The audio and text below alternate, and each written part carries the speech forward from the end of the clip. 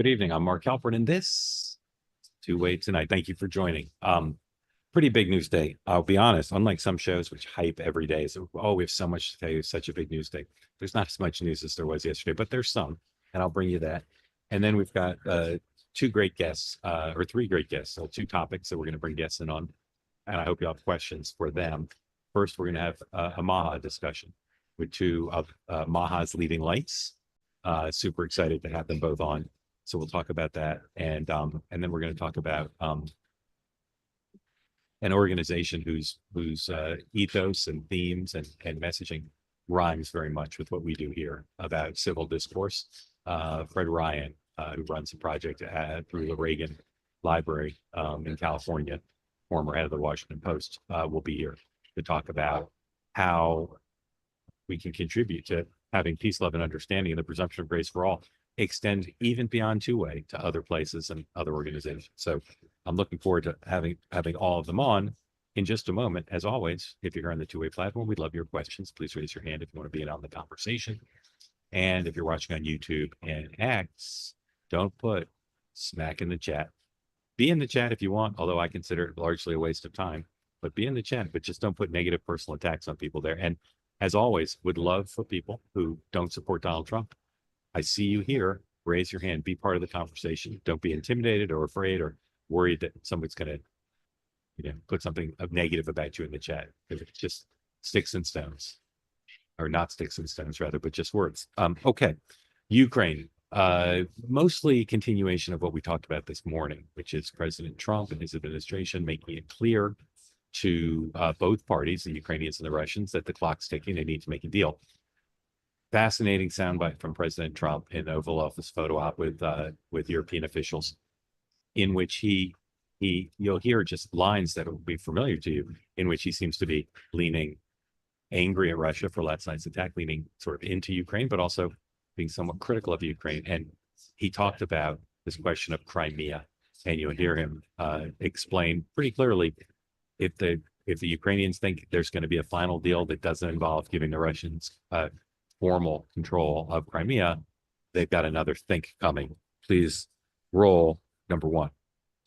Still agree that Ukraine have to give some territory away to win peace? Well, it depends what territory. They've been fighting. They've lost a lot of territory. And we'll do the best we can. Working with Ukraine, we'll do the best we can. But they lost a lot of territory. When you say Crimea, that was handed over during a president named Barack Hussein Obama. That had nothing to do with me, Crimea. That was 11 years ago with Obama. And they made a decision. There wasn't a bullet fired. There was no fighting. There was no anything. They just handed it over. Now they say, well, can you get it back? I think that's going to be a very difficult thing to do. That was given by Barack Obama when he was president, not by Donald Trump. Whenever he uses Hussein, we know what's going on. Here's the president talking in the photo op along the lines of his Truth Social post this morning, expressing unhappiness with Russia because of the attack they made, a missile attack they made on Kyiv overnight. Number three, please. President, this morning in a Truth Social post, you used the words Vladimir, stop. That seemed like a slightly different message, or personal message.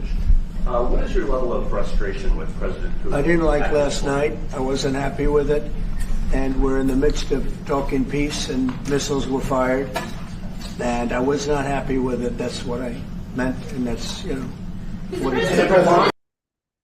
So in a situation where you've got two parties who are not seemingly moving towards a settlement, and you've got the mediator, sometimes the mediator is doing what the U.S. is doing, right? You hear in the voice of the president and his advisors, kind of like hopeful. We're going to get a deal. We're going to work with the Ukrainians. We're going to deal with the Russians, but also warning the sides that this may not come together. I don't get the sense that either party really feels like this is a do or die moment for a deal, which is what the United States is saying. Here, same photo op, Secretary of State Marco Rubio expressing his view of where the negotiations stand. Number two. What would you say? Well, first of all, what was put before our partners was options to discuss about things that it would take to end a war. This war is endable. Both sides just have to agree to it. We've shown them a pathway forward. We've discussed those ideas. It was a good meeting yesterday. There'll be good meetings over the weekend. We've shown them the finish line. We need both of them to say yes. But what happened last night with those missile strikes should remind everybody of why this war needs to end. It's horrible those missiles landed. What's even worse is there are today people that were alive yesterday that are not alive today because this war continues. And the president wants to stop it. And everyone should be thanking the president for being a peacemaker and trying to save lives. That's what we're trying to do here. It's not our war. We didn't start it, as you know. But we're trying to end the dying. We're trying to end the destruction. And we've shown the path forward. We can see the finish line, but both of them have to get there. We're going to do everything we can to help them get there, but they have to ultimately say yes. Both and we are using a lot of pressure on both. You know, if you think we're just in there because we're nice people, and we are nice people, but we're using a lot of pressure on both. It does not appear to me the United States has sufficient pressure to get these two parties who don't really seem to want a settlement to make a settlement. And after talking to a lot of people today about this, I can't tell you anything about what would get the two parties to settle, but I also can't tell you what the United States will do if this rough deadline of soon is not met, because I still find it unbelievable that the U.S. would just walk away in terms of intelligence and material support for the Ukrainian war effort. So this one's a puzzle for me right now. I really don't know what's going to happen. All right, China, U.S. trade. The president has suggested a couple times that there are talks going on between China and the U.S. on trade. The Chinese continue to say in all manner of ways, no, they aren't. The Chinese have, according to my sources, very specific ideas about what it would take to begin conversations. And it's a long list, some of which I think would be easy and for the United States to bring forward and fine, and some tougher. So we'll see there. You know my posture on federal court rulings, particularly district court rulings, all intermediate, not worth spending a ton of time talking about them. Today, probably 7 by my count, federal court rulings against the administration on various policies related to DOGE, related to immigration, et cetera, all adverse to the administration. And if these rulings are upheld by the Court of Appeals and the Supreme Court, will be pretty serious blow to a lot of the president's signature policies, but they're just district court rulings. So I won't even waste your time running through them. DNC today, they had a press conference this morning. They continue to talk about the deputy chair of the DNC, Mr. Hogan, his desire to endorse against incumbents. But they unveiled what we thought they were going to do, which is a 50-state strategy. This is throwback to what Howard Dean did when he was the chair, saying the Democrats can't just put their money in the presidential battleground states. They can't just put it into purple states. They need to be competitive in all 50 states. And as you know, very few red states have Democratic officials, particularly senators. And Doug Sosnick pointed out the other night, a lot of these red states, Democrats are not the least bit competitive, no matter who they put up in a Senate race. And so this is an effort to turn that around. And of course, it's a bit controversial in some quarters because every dollar spent in South Dakota or Alabama is a dollar not spent in Wisconsin or Arizona. Lastly, or maybe not lastly, but couple more things. The president today put on Truth Social that he was doing an interview with 3 reporters from the Atlantic magazine, including Michael Shearer, including Ashley Parker, but also including Jeffrey Goldberg. And he basically said, bring it on. Let's see if they can be fair to me. We don't know anything about if the interview actually took place or what happened. None of the 3 reporters or the magazine have tweeted anything out so far. But fascinating to see what the president says about it, and of course what the Jeffrey Goldberg and his colleagues say about it. There's more Pentagon stories involving Pete Hegseth today, including the guy who was chief of staff, who Pete Hegseth said on Fox the other day was going to be reassigned, but stay at the Pentagon. He says he's leaving the Pentagon now. And the president told the attorney general to go after Act Blue, the very effective Democratic fundraising apparatus, online fundraising apparatus. We'll see what happens with that. Some Democrats are saying this is going to be good for Democrats because it's going to inspire low-dollar donations, which have been flagging a little bit. And Kamala Harris sent the Democrats sent under Kamala Harris's signature a fundraising email today that said Democrats are lagging in low-dollar donations. Okay. That's it for the news. Again, if you've got questions about that, you're welcome to ask them, but I prefer, if you've got your hand up, you focus on the topic we're going to talk about now for a little bit of the program, which is MAHA. We've, I think, been as active in discussing these issues as a lot of people in the media, incredibly personally important to me, incredibly important politically. We've talked about the influence that Secretary Kennedy has had, I think, unprecedented, at least in modern American history, probably in American history, in putting front and center the question of corporate influence over food, with an emphasis on kids, but for all of us, and public health in general, and all the ways in which particularly corporate interests influence consumer behavior in a way that's adverse to the health of America. And it'd be great if Americans didn't have to deal with that, but they do. So couldn't be more excited to bring in our two guests tonight, who are leaders of this movement, associated with Secretary Kennedy, but long records of achievement in this space, independent of him. Calley Means, welcome in. Delighted to have you here. Hey, Mark. Glad you're all dressed up as I am. And then Vani Hari, have I pronounced your name correctly? Horrible at pronouncing names. So couldn't be more grateful to you, for you both, for making time. And as I say, this movement is under-chronicled, understood, and it's incredibly important. As a news story, I think it's incredibly interesting. But for the health of our children and our citizens, I'm grateful to you both, because you've devoted a lot of your time to putting these issues front and center and actually making a difference. A lot of people write about these issues or blog about them or talk about them, or issues in general. You two have actually made a difference. So thank you for being here, and thank you for spotlighting this. Neither of you is a nutritionist. Neither of you has formal training in public health, right? You're both self-taught. Former lobbyist for the food industry, so I learned some things. Right. So Calley, we'll start with you. You and I have a few things in common. Both grew up in the Washington, D.C. area, and both think I should be thinner and get more sleep. I think you're looking great, Mark. No. Thank you. Just tell folks, as you said, you were a lobbyist. For people who don't know, and I hope a lot of people do, but for people who don't know, just tell people your story to go from lobbyist for the food industry to someone, I'd say, at a minimum, spotlighting the dangers of corporate America's influence on our foods.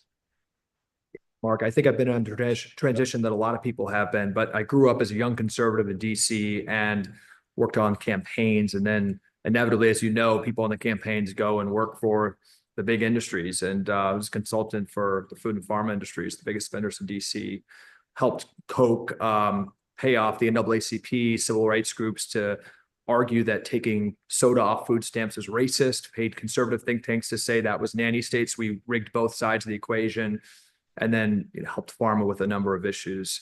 As years went by, I've been an entrepreneur 10 years.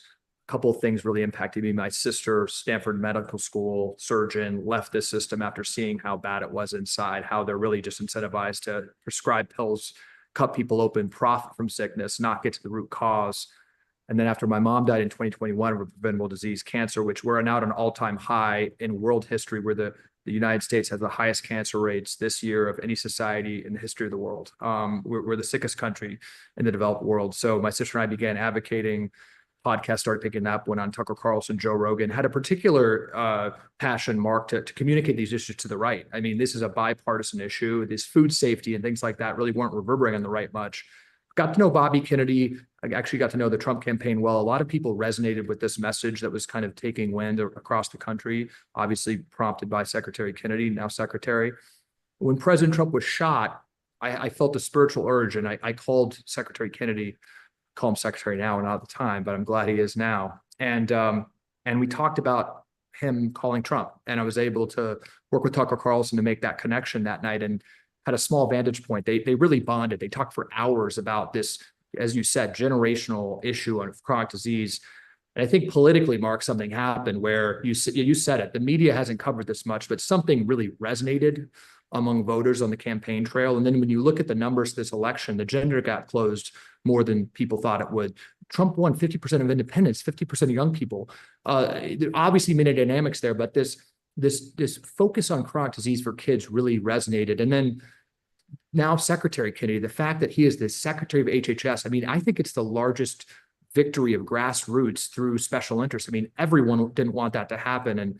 And there's a real voter demand here for change. So I'm now a special government employee helping Secretary Kennedy at the White House right now. But But I think there's a real opportunity. This could be a strain for the Trump administration of really unimpeachable things, as things everyone agrees with.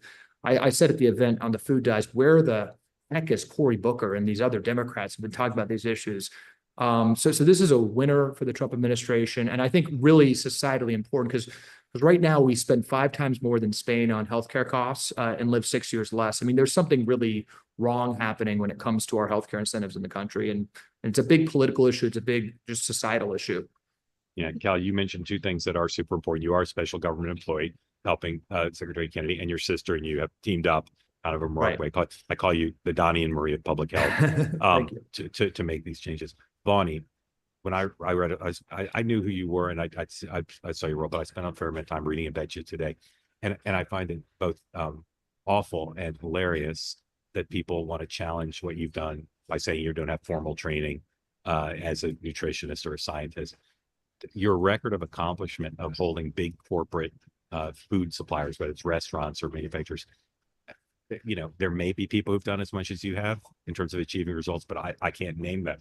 So to just tell people the story, your origin story of how you decided to hold a company like Chipotle accountable and make them own up to what they were putting in their food that consumers were eating unaware of what was in there. How did that start, that practice you had? Yeah, I wanted to start a blog because I had changed my life radically. I grew up with 2 immigrant Indian parents, and they, when they came here to the United States, they were very trusting of the American food supply. And so I grew up on a processed food diet, a lot of fast food, a lot of processed food. My mom didn't have the recipes handed down to her, the American recipes. So she relied on what was available at the grocery store that was pre-made, pre-packaged, or frozen. And as a result, I was sick. I was in and out of doctor's offices on a lot of different prescription drugs to handle all the different ailments. Not one single doctor ever asked me, like, what do you, or asked my parents, what are you feeding your child, right? It was like what drug or medication they could put me on.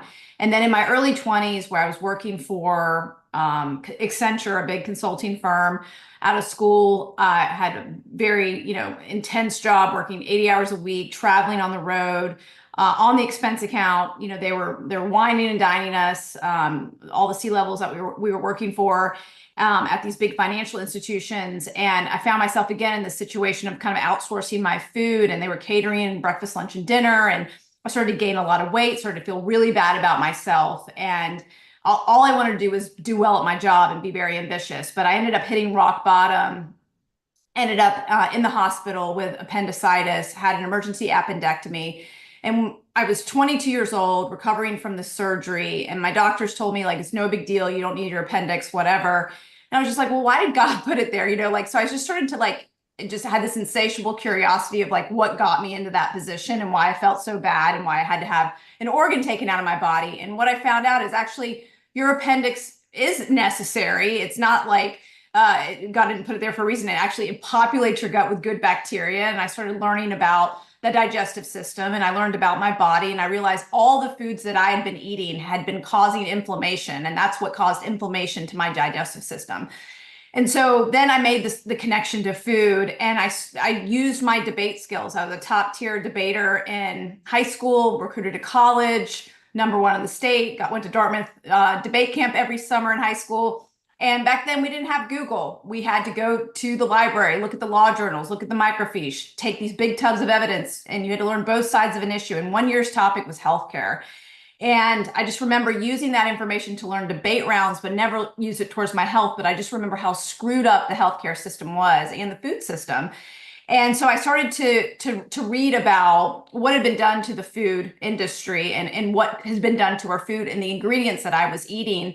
And what I found out was horrifying, that the majority of food that I had been consuming for the most of my life was man-made chemicals there to improve the bottom line of the food industry and not improve your health. And when I made that connection and I eliminated those man-made chemicals to real food, everything changed. I dropped the weight. I went off 9 prescription drugs. The eczema off my face disappeared. The asthma disappeared. The allergies got better. Everything changed. My whole entire outer appearance changed so much that the friends and family around me that saw this transformation were asking me my secrets. They wanted to know what I was doing. And so I wanted to start a blog, and I called it eathealthyliveforever.com. This was 14 years ago. And my husband, who's the tech geek in the family, thought that was a terrible name, and found Food Babe on auction for $10. And so I became the Food Babe, and I kind of hid behind this persona because I was still working in the corporate world, working for these big financial institutions. I worked for all of them: Bank of America, Wells Fargo, Ally Bank, all of them. And so I was supporting these C-level executives, but I was like, had this like hidden health agenda, and they kind of knew me as like the health freak in the office. And then eventually it came out that I had this blog, right? But what happened is, after my initial like friends and my mom and everybody started reading, I started to gain a community of people that felt like I did, which was duped by the food industry, duped by these marketing messages of, like, for example, Subway, eat fresh, or Chipotle at the time, food with integrity. When you would call Chipotle or ask them what you were eating, or you wanted to see the ingredient list, and they wouldn't tell you. And I said, well, wait a minute, you have marketing that says food with integrity, but you won't tell me what you're eating. Like, that's unacceptable. And so I marched down to different Chipotle locations, and I requested from the people behind the counter, I want to see the boxes. I want to see the packages you have in. I want to take pictures of the ingredient list. I need to know what I'm eating. And eventually one guy was really nice and showed me some stuff. I didn't have to do any dumpster diving or anything like that. And I revealed on my blog for the first time in history that the majority of the food that's being served at Chipotle some had trans fats, some had tons of genetically engineered seed oils, all kinds of additives. And it was that blog post that went viral, and then a subsequent petition that was started on my behalf that got the attention of Chipotle. Chris Arnold, the head of marketing at Chipotle, called me and said, hey, Bonnie, back off. We're going to change this. Not only are we going to release ingredients, but we're going to become the first fast food chain to remove all GMOs. And it was one of the first very early on wins of the Food Babe Army, who I call these amazing community activists that not only care about their health, but they're willing to hold these companies accountable. And I just started to just continue writing about the ways that I had been duped. One of the things that I ate that night, unfortunately, right before I had my appendix taken out, was a Chick-fil-A chicken sandwich. When I showed the 100 ingredients in a Chick-fil-A chicken sandwich, and I called that blog post Chemical Filet or Chick-fil-A, it went so viral that the head of operations at Chick-fil-A and the C-level executives invited me to the corporate headquarters to consult with me on what they could do to make their products better. And it was that moment that I decided, when I was taking off work at Bank of America to go help Chick-fil-A change their ingredients, I realized that I had a different calling in life, and I needed to fulfill that. And so I quit my job cold turkey, was not making a dime doing Food Babe. And the first investigation I did after I quit my job was this investigation that had puzzled me for so long, which was, why do I feel so much better when I go to other countries and eat their food? And so I started to compare the labels of products in America to the same exact products that these food companies are selling in other countries. And the differences were stunning. I was horrified. I was so upset. I felt like I was just so mad seeing this in black and white. And I remember one of the first products I saw, and it's no longer this way because of that blog post, was Quaker oatmeal strawberries and cream. Back then, it was artificially dyed apple bits with red number 40 made from petroleum and crude oil to make a strawberries and cream Quaker oat here in the United States. But in Europe, they were using real strawberries. And it was maddening. And so I decided to do something about it. I decided to take one of the most iconic products, Kraft macaroni and cheese, and petition them to remove yellow 5 and yellow 6 from here in the United States, because they had already reformulated their product for so many other countries with paprika and beta carotene, because they wanted to avoid a warning label that European regulations took place in 2010. So this is 15 years ago, They said, if you're going to have artificial food dyes, you're going to warn parents about the risks. And you need to put a cigarette type warning label on your product. It's going to say may cause adverse effects on activity and attention children. And the food companies were terrified of this label. They want to do whatever they could to avoid this label. So everybody reformulated. I'm talking PepsiCo and General Mills and Kellogg's, the whole gamut. And so when you go and you look for an artificial food dye in Europe, it's very hard to find it. But here in the United States, these companies said, you know what, because our regulations allow it, we're going to continue to use it, even though we know it's poisoning children. And I felt like this hypocritical double standard was extremely unethical, and I wanted to do something about it. And so I started a petition. It gathered quick steam. I mean, 200,000 signatures within a week. It was wildfire. And ended up going on Dr. Oz show when it was a thing back then, and CNN and others. And went to Kraft headquarters. It was like me and a couple people. It wasn't very many people, but I delivered those petitions to their headquarters. They invited me in. They sat down with me. They told me we have to agree to disagree. Well, that angered me. I didn't give up. And we eventually changed market share so much to their competitor Annie's that didn't have these dyes that General Mills ends up buying Annie's for $800 million just that summer, right?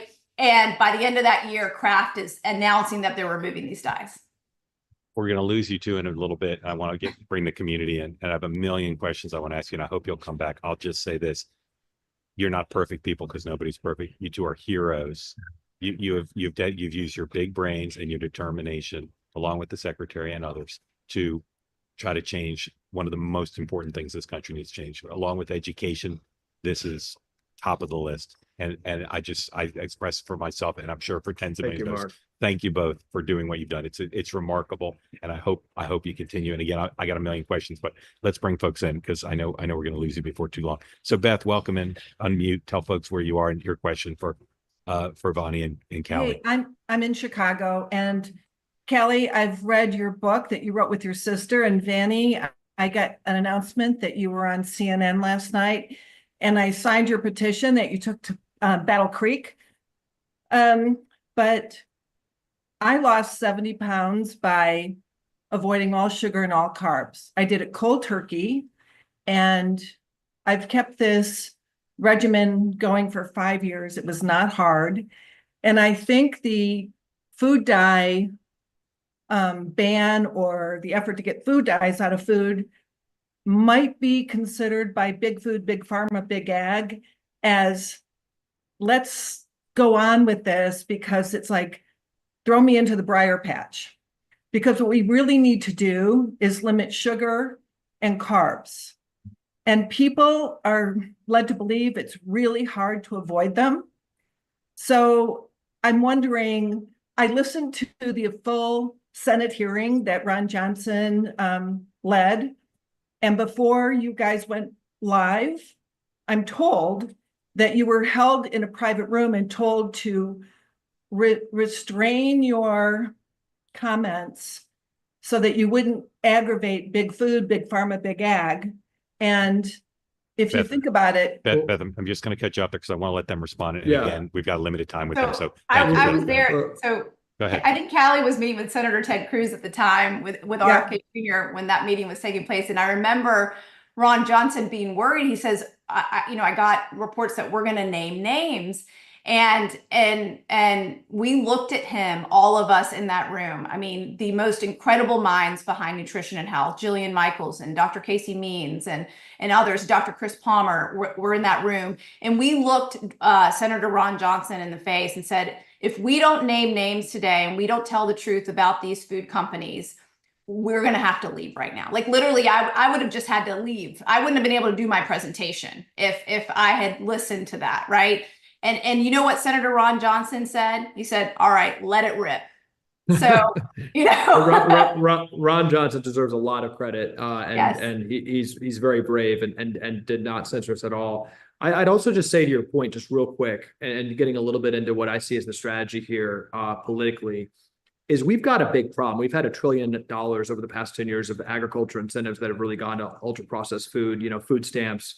60% of it goes to junk food, 10% of it goes to soda.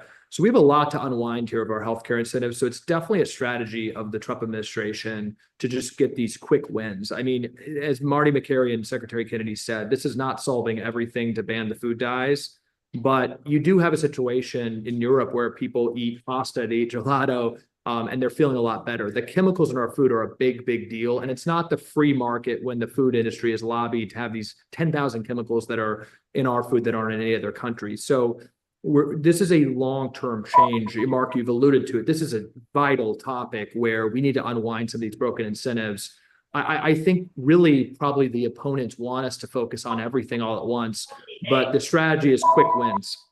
Yeah, Jackie, real quick question for Thanks, everybody. Jackie. Yeah, I just wanted to say that, Vani, my story is very similar to yours, where we, for years, I tried dieting. And the thing was, if you look at ingredients on diet food, like low-fat yogurt or something like that, they put other additives in there to make it taste good. So, I'm not an uneducated person, but I couldn't figure out why I kept gaining weight, why I felt so horrible. I'm like you. I was on all kind of medication for pain, medication for depression, medication to help me sleep. I mean, it was ridiculous. And about 4 or 5 years ago, I finally decided I can't live this way anymore. And I did a lot of research on my own, and I looked at taking processed food out of my diet. Took all the processed food out of my diet, and I'm telling you, I'm off every medication, every single one of them. I walk almost 3 miles a day. I try to do it every day. And I've lost over 80, probably 90 pounds, about 95 pounds. So for people who think they're eating healthy because the packaging says it's low fat or whatever, it isn't. You have to read the labels. You have to read the ingredient label. If there's an ingredient that I can't pronounce, I don't get it. I don't eat it. I don't buy it. I don't get it. Jackie, thank you. Comment from you two on what Jackie said, please. It's education. Right. I mean, yeah. I would just give this comment. I think America is awakening to this. When I was in the during the campaign, you watch Joe Rogan, you watch the major podcasts. They were basically food podcasts. They were basically talking about how to unwind from this medical treadmill we're on, where we have almost 5 billion prescriptions a year, and get to the root cause and thrive. And I just think that was just a real political opportunity. Both major party candidates weren't talking about it. And this was a jump ball. President Trump started talking about it. I think it was very interesting. You had a Wall Street Journal article recently saying the food industry, the greatest threat that they see is a cultural awakening where people are thinking about eating better food and thinking about what they put in their body. I think this is a mass societal shift, and very unexpectedly, we have to give President Trump and Bobby Kennedy credit. I mean, they have fostered this conversation at the top of the political agenda, and that's really positive. Calley, let me ask you this. Yeah. In Washington, what's going on in the Washington offices of the major food companies and their hired gun lobbyists? Are they saying, let's go negative on YouTube, let's go negative on Secretary Kennedy? Like, what's their battle plan to try to keep from being held accountable for poison? Well, up until a couple months ago, they were executing the same playbook that I was, executing 15 years ago, Mark. They were attacking Vani, calling her a disinformation, anti-science zealot. And they were doing the strategy of not giving an inch. Obviously these food dyes, they're banned in every other country. Still, they didn't want to set that precedent. I've been meeting with a lot of the CEOs of both the food and the pharmaceutical industries. And I'll just say, they understand that they are at an unacceptable and unsustainable level of distrust among the American people, which was voiced during the election. And that distrust is deserved. And that distrust is because people are now getting information from independent sources instead of a media that more than 50% of the media is funded by food and pharmaceutical companies together. So they understand they're at an unsustainable point. So the food industries, they've thrown up a little bit of resistance, but they basically, since this announcement, said that they're intimated that they're going to voluntarily do this before the FDA even has to take action, which they will if the food industry doesn't. So I actually think, honestly, like they feel like they have to give a little bit and have to earn back some trust in American people, because we're just not going to, healthcare spending is 27% of our budget. The military and intelligence is 12%. It's the biggest part of our federal budget. It's going to bankrupt the country. We truly cannot go on this trajectory, and they understand that, and they understand the American people have lost trust in the industries, and the industries have to take decisive action, quite frankly. or else it's an unsustainable trajectory for them. The MAHA moms and the votes for President Trump and the support of Secretary Kennedy have made that clear. Vani, I think everybody should be part of this movement. I just can't imagine the mentality unless maybe you're the heir to a food fortune from a company that makes its money from poisoning people. Even they should be part of the movement. Mm-hmm. What advice would you give folks? And there are a lot of people in our community already who have religion on this, but what advice would you give? Sign up for your newsletter. What else should people do if they say, I want to dedicate as much of my influence as a citizen as I can to making sure this movement succeeds as much as possible? I mean, share the truth about what you're learning in terms of what you're hearing about the food industry. I mean, just today, this morning in the Wall Street Journal, there's an article that shows that these additives, when you combine them, increase the risk of type 2 diabetes. I mean, every time that kind of information, that truthful information about these additives comes out, share it with the people that you love, start to make better decisions about what you bring into your house, look at ingredient labels, remove any kind of products from your home that you don't understand. If you don't understand what's on the label and can't understand why that chemical's there, or why it would serve a nutritional purpose in your body, you just need to not bring it into your home. Eat more real food, more foods on the perimeter of the grocery store, go to your farmer's market, grow your own food. It's like printing your own money. I grow my own greens on my front porch. Every single day I think about like, there's $6 that I just saved because I'm just pulling it straight from my porch and putting it straight into my blender. So, I mean, there's a lot of things that people can do, but I think the most important thing is to keep your voice loud, because the grassroots movement of the MAHA movement is what has fueled us to this date. The reason why the food companies are even coming to Secretary Kennedy to the table is because they are terrified of the grassroots movement, the state's efforts, and the fact that West Virginia was the first state to ban artificial food dyes. That these patchwork legislation across the board terrifies them. And we're just going to continue moving that. I mean, we've got over 26 states right now looking to remove soda from the SNAP program. Soda that, it's $10 billion a year that we give to Coca-Cola and Pepsi that is high fructose corn syrup water that's dyed with ammonia-based dye, caramel color level 4, that's linked to cancer. That's unacceptable when we have the chronic disease rates we do. Peter, tell folks where you are, what's on your mind. I'm in Berkeley, California. Thank you for having me on. This is really surreal, Mark, because I think back to as a young college student reading Game Change and Double Down all these years ago. And at the time, I took time off from school to be an Obama field organizer in Iowa in the 2012 election. And let's just say I've had a lot of let's just say I've had a lot of worldview transformations since then, including on health, during COVID especially. I was thrilled that, Secretary Kennedy actually got nominated and got confirmed. But I'd love to come back and ask about other topics, but my questions for Calley and Vani I have two. And the first one is, as someone pointed out in the chat, there's obviously with food is so intimately connected with agriculture, right? You can't improve one without improving the other. And I think one thing that a lot of people in the MAHA movement were disappointed by or have been disappointed by so far is what seems to have happened with the selection of Brooke Rollins for Agriculture Secretary. There's been talk, Nicole Shanahan talked about this on her podcast, that various other names were mentioned. And then people with regenerative agriculture experience like Joel Salatin were talked about joining the administration in some capacity. From what you can tell, how on board, and then not just Brooke herself, but the fact that her team has a lot of people with big ag resumes, so to speak. Yeah, Peter, great question. Ask your second. Sorry, let me unmute again, Peter. Ask your second question if you would. Sorry, and then my second question is about, Secretary Kennedy addressed this on Jesse Waters recently. What sort of timetable do you think could be made for evaluating the COVID vaccine schedule for children, which I know a lot, which has already happened in a lot of European countries. So it's a pretty moderate position. Right. Okay. Thank you. Those are two great questions. Go ahead, Calley. I'll do it real quick. Brooke Rollins has been an extraordinary partner to Bobby Kennedy.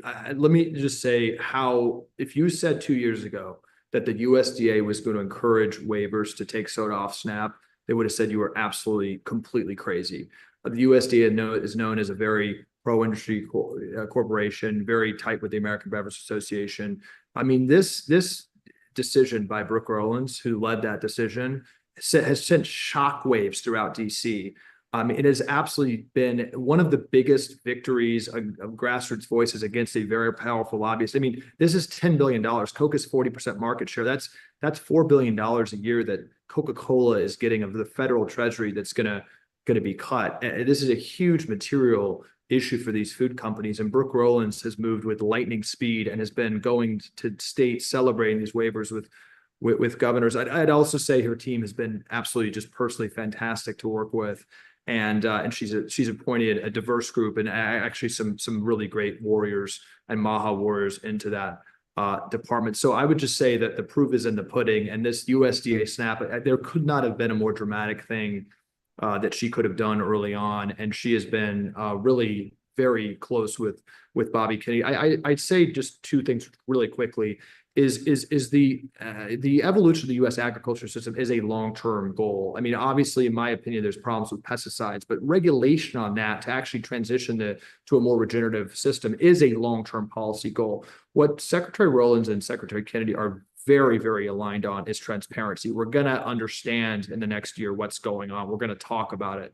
Lobbyists often actually lobby against transparency itself, which this administration is standing firmly. So I do think we're on the verge of a great conversation about that. On the COVID vaccine for children, parents have already spoken. I mean, I think it's 90% of parents are already going against the CDC schedule on that. Secretary Kennedy has intimated that makes no sense. He's taking a close look at that. I won't get ahead of any discussions there, but Marty McCary at the FDA said, listen to the moms. The moms have spoken out about food dyes. They've made a clear statement on the COVID vaccines.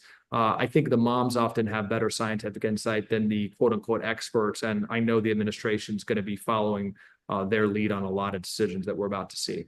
Peter, thank you for coming on. Thanks for your kind words about my book, and hope you'll come back and ask you other questions. All right. Oops, hit the wrong button there because I'm not that good at this. I'm getting the hang of it, but I'm not that good at it.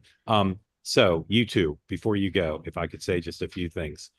First of all, very grateful to you for coming on, and I hope you'll come back regularly. Anytime you want to talk about any of your issues, you're welcome back. Thank you, Mark. Second, I'd like you to become a permanent government employee, not a temporary government employee. So please consider doing that. I want you in the administration because of the way you're talking and you experience. I texted Calley that this morning. It's a true story. Yeah. Lastly, I'd like you to both put on your poker faces because it's not going to be a super comfortable thing necessarily for you to hear. I watched Secretary Kennedy's announcement speech when he was running for president, and go watch it now. It's like an hour and 10 minutes. And the great parts, particularly when he talks about food, are spectacular. And the undisciplined parts, the parts where he's not communicating as brilliantly as you two do 100% of the time, break my heart. And even today, it breaks my heart how he's not in your league. As great a communicator as he is when he's doing great, he's not in your league in terms of consistency. So please spend like an hour a day getting him to be as disciplined as you two are to convey this message. Because when he goes off message and when he's not as effective as you two, he sets the movement back. And that's just— I got to respond to that briefly. Yes, I got to respond to that briefly. Yes, he is a magnetic person in America. I mean, him and President Trump, they're the two most popular political figures in America. He is electric when he walks around, and people that come up to him and talk and start crying every single time they see him about the impact that he's had. So, Mark, I would just slightly push back. I mean, I say let Bobby be Bobby. He has had a profound historic impact already on the country. Yeah, 100%. And he is doing great. I mean, I think we've had 100 days of great wins, and there's a lot more to come. I agree. And again, I believe, with respect to you two, he's an historical figure in how influential he's been. And I think the history books, regardless of how much more progress there is, the history books, you guys know Hogan Gidley, he's a regular on Two Way. Oh, yeah. How you doing? He's in the White House where he used to work. Yeah. Yes. Anyway, no, I've heard much whatever else happens, he's an historic figure, and President Trump's elevation of him will go, I think, beyond President Trump's resume. But all I'm saying, and I know I appreciate you said what you said, and I don't disagree with what you said. When he's great, he's great. All I'm asking is he not undermine the movement by being falling short of how extraordinary you two are as consistent communicators. That's all. That's all I'm asking. You don't need to respond. Thank you for coming. Please come back soon and whenever you want, and bring your sister and bring the secretary. We'd love to have you all on. And I'll just say, this platform is made to be part of MAHA. we're fully engaged on it, and to bring the community in, to have long, sophisticated conversations that involve the country. We'd love to partner with you on that whenever you have an idea of things you want to engage people on. Okay. Thank you, Mark. Thank you Mark. both. Love what Really you're doing. enjoyed it. Really enjoyed having you both on. Thank you so much. Bye. All right. Hogan, I ran into him. What are you doing here, man? I got to fly to give a speech in Atlanta for the NRA. The NRA. Okay, well, good to see you. We're Good to bringing on see you too. Fred Ryan. You don't want to be here for that because he used to work at Politica. No, just kidding. Love having Hogan here. All right. All right, I'll jet away, but I just All want right. to say, Well, thank you for good. all right, two-way. Good to bye. You look great, man. You always look so good. All right, everybody. We're going to transition here, but I just can't tell you how much I appreciate having those two folks on, and this movement is going to continue to grow, and hopefully we'll be able to chronicle it along the way. All right. Another person I'm very happy to have here because we feel a kinship with Fred Ryan. Fred Ryan is a long time journalism executive, including at the Washington Post. And he's someone who has had a long association with the Reagan Library. I've been to 6 presidential libraries. I will say the Reagan Library, in part because its setting is so incredible up in the mountains there in Simi Valley, is amongst my favorites. And Fred is now helping directing the Center on Civility and Democracy. Been around for a couple of years. Fred, welcome to Two Way. This is your two-way debut, so thank you for doing it. Well, thank you, Mark. And you mentioned my journalism background, so let me just say how much I'm enjoying seeing the success of your new platform. It's we all know it's hard to launch a new media platform these days, and congratulations on the success that you're achieving so far. Thank you. Appreciate that. And unlike some news organizations or media platforms, we actually have a revenue model. So that'll be good. Nice. Yeah. Thank you for being here. Tell people about the creation and purpose of the Center on Civility and Democracy, please. Yeah, we launched about 1.5 years ago. This organization is called the Center on Civility and Democracy, and it's a non-political, nonpartisan effort to do what we can to bridge the divides that we all see across America, to try to reduce the polarization, to improve civil discourse, all with the goal of knowing that those things will help strengthen our democracy if we can do that. And I think, as you've observed over the years, you mentioned my time with President Reagan, that was an era where people who could have major differences could still find ways to find common ground and to get things done. As you know, we had Ronald Reagan, governor, conservative Republican from the West, Tip O'Neill, liberal Democrat from the East. They didn't agree on a lot of things, but they still found ways to get things done for the good of the public. And we're trying to look to that model and trying to move people in politics and in other in media and other spaces along with that mission. Okay. If you want to ask a question for Fred on this topic, please raise your hand. What are the activities of the organization? What do you do to foster this ethos in our society? We're focusing on 3 areas. One is we're calling finding common ground. Secondly, improving civil discourse. And then third, we're calling it informed patriotism. And part of this problem is people, this comes up a lot. People don't know how our government works. They don't know our history. They don't know civics. And it's because it's just not being taught places. So if you don't have that knowledge, it can lead to a general distrust. And so in each of those areas, we do things, for example, we bring people from opposite sides together for a common ground conversation where they'll talk about where they differ and then talk about where they work together. And one area where we've seen success there is with governors. It's an interesting thing today. Governors, I believe, are different than other elected officials, particularly members of Congress. A governor is a CEO. If the governor can't get things done in their state, they're not going to get reelected. Sometimes they have to deal with a state house from the opposite party. So governors will reach across party lines. They'll contact other governors of other parties, trying to find best ways to get things done. To compare a little bit to Congress, the model has evolved over the years, I think, as you and I have seen, where at one point, to be successful in Congress, you had to be either have subject matter expertise or parliamentary abilities or be a fundraiser. Now it's evolved where it's, for many, what can you say or do that's going to be outrageous, that you can post on social media, that can get you maybe a cable channel hit, that you can raise money off of. And you even have people running for Congress whose platform is send me to Washington, I'll make sure that nothing happens there, as opposed to governors who have to deliver. So we work a lot with the governors, we work with educational organizations, and then we work with a lot of these grassroots groups that have sprung up. all across the political spectrum that are trying to find ways to kind of move us forward and get us out of this very polarized, toxic environment that we're in. What do you do with the grassroots groups?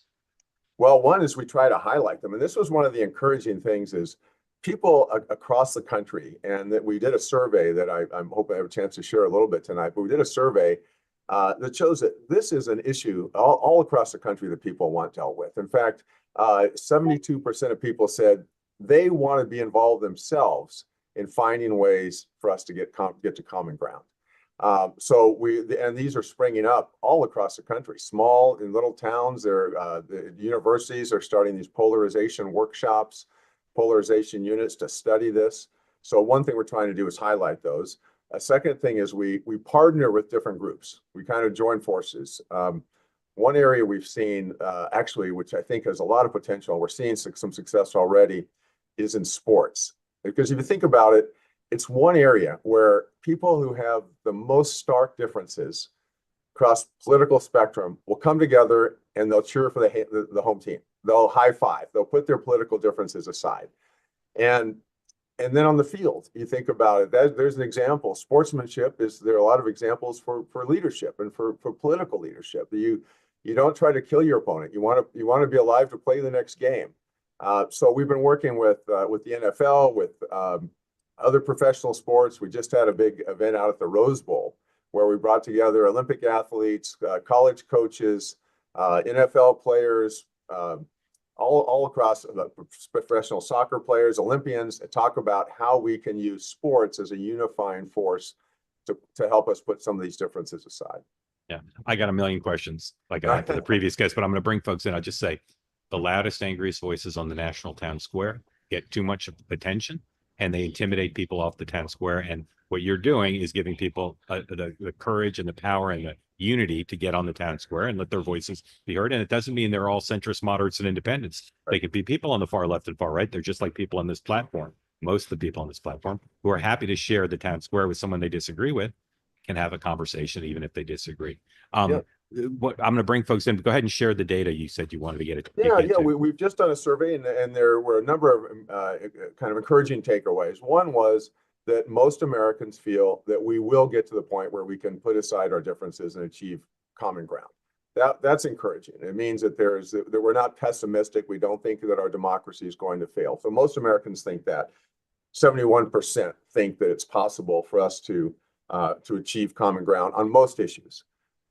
Secondly, though, people were saying, I want to be part of it. 72% of people said they personally want to get involved. And that's why we're trying to showcase so many of these organizations. They want to get involved and be part of the solution. And then third, which was very encouraging, was 83% of people want their elected officials to work hard to find common ground. And that's a message that I think we're trying to get out, because that's where a lot of the breakdown is, that the elected officials don't feel incentivized in many cases to try to find common ground. It's become a zero-sum game where it's not just enough for you to win, but more importantly, in some cases, your opponent has to face a humiliating loss. Yeah. And that doesn't get you to common ground. Yeah. We just have to get a very high percentage of those people saying the right thing to the pollsters to actually have the courage of their convictions and mean it and live it in their daily lives. Aaron, welcome in. Tell folks where you are. Question for Fred Ryan. Oh, thank you, Mark. Thank you, Mr. Ryan, for coming on. I live in northern New Jersey, grew up in Southern California. I appreciate the effort that you have. I'm wondering, and this is a question just from a media perspective, as someone who's always been an independent, I was somehow brought in as a 10-year-old to start putting stickers for John Anderson as a kid. And then I just stayed this thing called independent forever after that, for anyone that knows who John Anderson was. Or at least 50 here. And that was a joke. But my question is, and my other friends that are independents, we always go through this process where everything's put together as a binary, right? It's framed that way in every article. It's framed that way in all forms of media. And we know, statistically that there's somewhere between 30 at the low end and 45 at the high end. So 35-ish% of people who are just unaffiliated. And there's never an unaffiliated seat at almost any table for anything. So everything just presumes a divide. And I'm wondering, this is just a question for you, how much do you think of that sort of packaging creates a feedback loop for people to believe that there's only really two options to think towards an issue when they don't understand, because most people don't read weird, nerdy things like I do or others who aren't paid for it, to realize that 30 or 40% of the population is consistently unaffiliated. And that number keeps going up a percent a year, no matter what happens. Great question, Aaron. Let Yep. Fred respond. Yeah, Thank you, yeah. Fred. I mean, I think you're identifying something very important. Most people are in the middle. Most Americans are in the middle on so many issues, but the parties that they look to often they find are at polar extremes. And that, I think, is forcing more people to think about being independents. Secondly, part of what we've seen contributing to this decline in civility and this toxic environment is it's a general distrust of institutions. And it's every institution, but it's political parties are certainly one of the institutions of distrust, in addition to academia, media, law enforcement, courts. You can go all the way down the list. There are very few, if any, organizations that have not seen this distrust. So for reasons of where people stand politically, that seems to me that more are going to be open to independent thinking, and then just a lack of trust in the parties themselves. Aaron, thank you very much. Appreciate it. Thank you for the question. Let's try to get one more folk in before we need to go. Sue, welcome in. Tell folks who don't know where you are, what's on your mind for Fred. Well, we live in a country right now where both sides can't agree on the facts.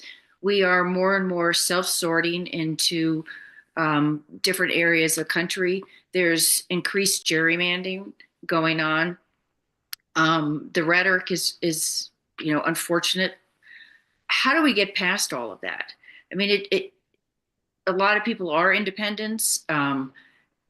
People want to moderate. How do we get the moderate people? How do we get people in Congress who will actually talk to each other and don't think the word compromise is a bad word? Thank you, Sue. Fred. You've hit on a lot of issues, Sue. One, just to the gerrymandering, that is a contributor to this. We've seen 25 years ago, 44% of Americans lived in districts that could swing either way. Now it's only 9%. So there's a dramatic result there. Second, you mentioned the media. And I say this as someone who's been in the media for many years, but there are media models that now have evolved that play on outrage, that play on highlighting our differences. And it's in social media particularly. I mean, the oxygen of social media is outrage. It's designed to continue to up the ante and make it more and more outrageous to keep you involved. And social media also allows us, even though we may be in small numbers in certain views, to find others who share those views and to feel that be comfortable with it and to feel that we're with like-minded people. So I think a lot of it is just going back to, first off, on the news and getting your information from trusted sources. This is going to be even more important going forward with AI and AI-driven disinformation, getting information from trusted sources, not going just where you get information that's comfortable to you and reinforcing. And then part of it is the incentives for elected officials, as I was talking about earlier. Letting elected officials know that change the incentives, that you want people who are going to find common ground. In these town halls, ask them what they've accomplished, not what they've stopped. Ask them what they've been part of. All these things. And this is what's encouraging, though, in the survey and what we're seeing. It's coming up from the grassroots. People are saying exactly what you've said, is that we've got to make a change here. Yeah, I think a lot of people are just really tired of what's going on right now. So yeah. Thank you, Sue. All right, Fred, I know if you Google Center for Civility and Democracy, you get to a page on the Reagan Library Foundation website. Yes. Where else can people read more about the center and be involved directly with the center? Well, thanks, Mark. We do events in Washington. We do them across the country in California. The best thing is to go to that reaganfoundation.org, where we have our page and a summary of the things we're doing, and it gives people a chance to sign up, volunteer, attend an event, receive a newsletter, get our publications, send us ideas, and we publish constantly. We're publishing lists and connecting people with a lot of these groups that we were talking about earlier that people are starting in communities so they can get involved, and Sue and others who are raising these issues can find local ways to get involved. Are you on social media? Yeah, we are. We're across all. It's under the Reagan Foundation handle rather than specifically. Everything we Right. do at the foundation gets branded on the Reagan Foundation Right. handle. Okay. And do you raise money from the grassroots? Do you want people to donate to the center to help? Well, we of course, since we're a nonprofit, we're always willing and happy to receive it. But so yes, but we've been very fortunate, Mark, on this. This is an issue where people realize it's a problem and they want to do something about it. And we've had unsolicited grassroots contributions, and then we've had others reach out who are and make larger gifts to be part of it. But we welcome that support, though, Mark. So thank you for giving the opportunity. Okay, we'd love to partner with you at Two Way. Your mission is just so in line with what we're trying to do. So any ideas that you have, or if you're open to hearing our ideas, we'd love to work with you on events to make the Two Way community virtually part of pretty much anything you do, because everything you do resonates with what we're trying to build here, which is conversations that are inclusive and allow people to communicate without feeling like they have to fight or be part of a tribe that doesn't want to solve problems. Mark, I absolutely take you up on that. I have to tell you, as a two-way community member, I can't recall a time that I've watched at your show where people have gotten out of line, raised their voices, been disrespectful, and this is a very unique place to be able to have conversations like this. So congratulations. I appreciate that. I'll say, in the spirit of the community, you missed the Jonathan Alter episodes, apparently.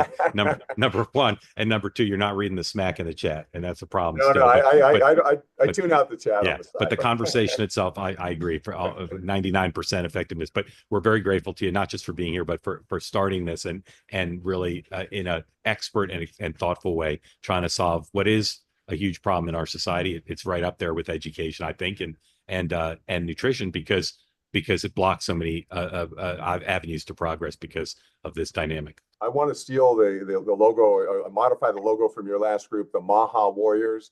Yeah. I'm thinking we become the MAHA Warriors, Make America Civil Again. There you go. That work?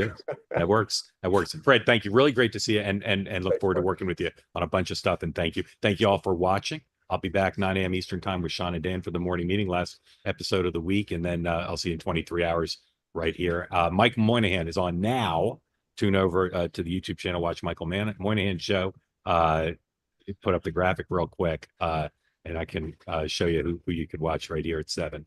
Got that graphic? Don Ronson. All right. So you go, Noah, you read the graphic because I can't see it. Yes, John Ronson. John Ronson. And then tomorrow, stare at goats. And then tomorrow, 3:30 Eastern time, Michael's live for another episode. Who's on that one? Sam Harris, the neuroscientist and philosopher. Sam Harris. So that's live at 3:30 on the Two-Way platform. 3 p.m. 3 p.m. Sorry, 3 p.m. Eastern, and then it'll air at 7 on YouTube. But if you want to be live and ask questions, 3 o'clock on the Two-Way platform. Thanks to Fred. Thanks to our two great MAHA guests. Thanks to you all for watching. I'll see you at 9 a.m. Eastern. Have a good evening.